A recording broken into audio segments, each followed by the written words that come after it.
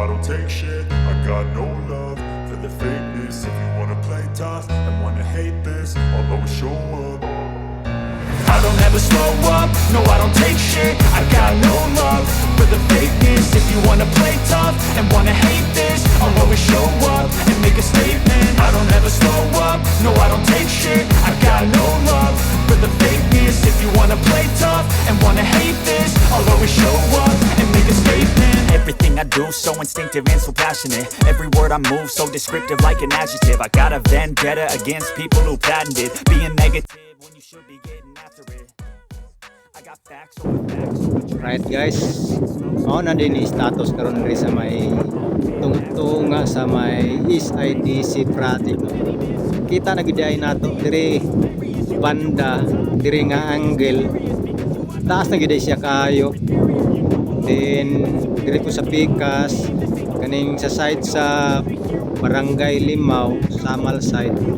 So mas taas pa gid siya compare diri sa Pikas po, diri sa Tabok diri padulong sa Davao Mainland. And then mo na siya ang pinakataas dia, ang diri sa sunod nga poste na constructed na pud siya So magbuhos na pud sila dia, kita na po kayo dia ang kuno kanang mobile crane. So padulong po na siya dito sa may lugar sa Davao dia Davao Beach Club. So diya sa Davao Beach Club mao nang atong gina-vlog diha. So natay mga aerial diha.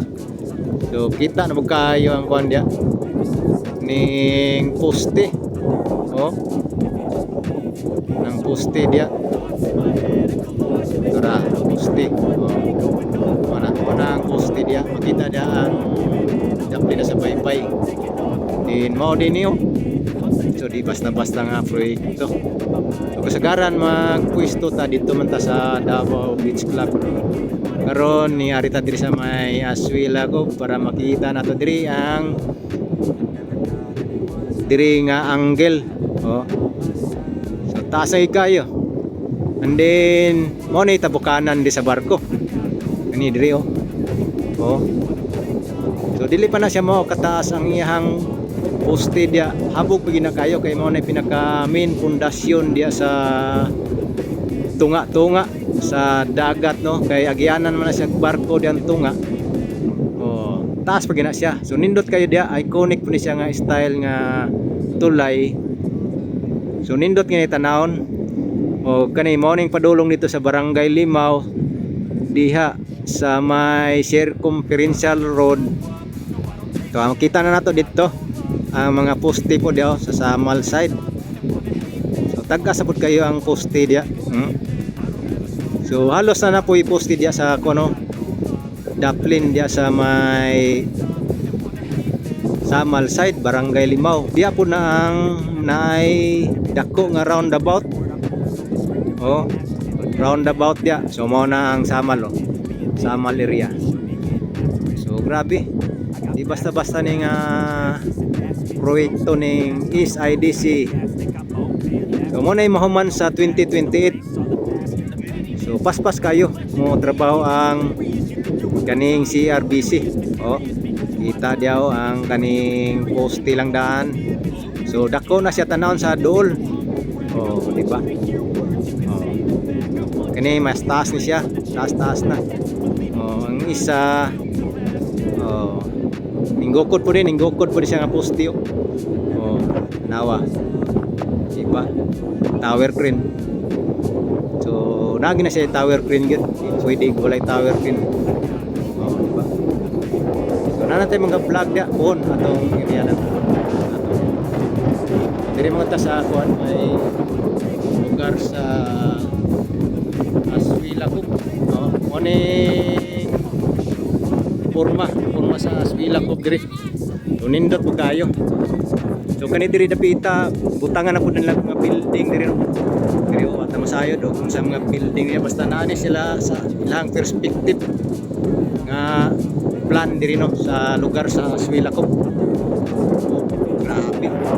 Kanang mga windbreaker nila dito tawag ko to 5. So tawag ka na 9 to 5. No? Muna ipabrikit dito sa Santa Ana Warp Coastal Flyover. Muna ipabrikit inana ang forma dito. Grabe. So muna dito. Yan ay mga building yan. Ito po diri ay building diri. So kani diri ang aswila ko maputos na po di mga building diri. Ang building karon mo niyo pinakataas. Mixed use condominium. Aswila ko. So ang park diri o dagat kay mga pindot kay diri kay hangin.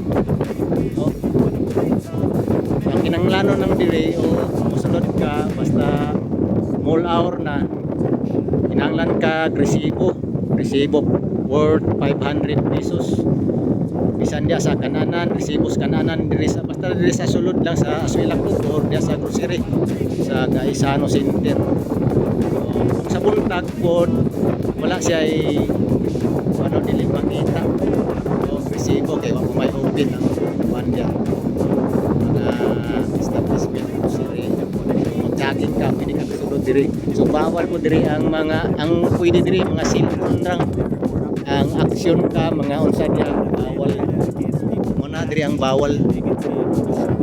Balik na diri sa construction diri sa may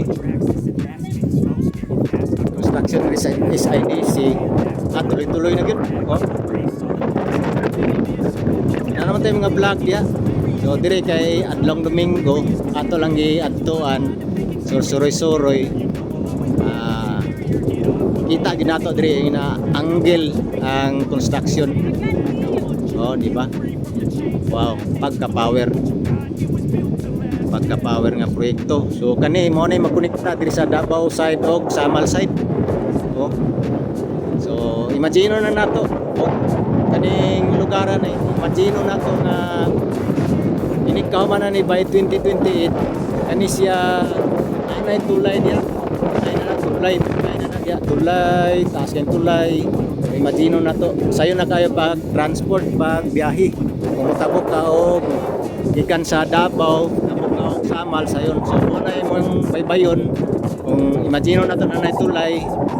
So nagsakyanan ka makita nimong taas ang view kaning view diri sa may Aswila ko.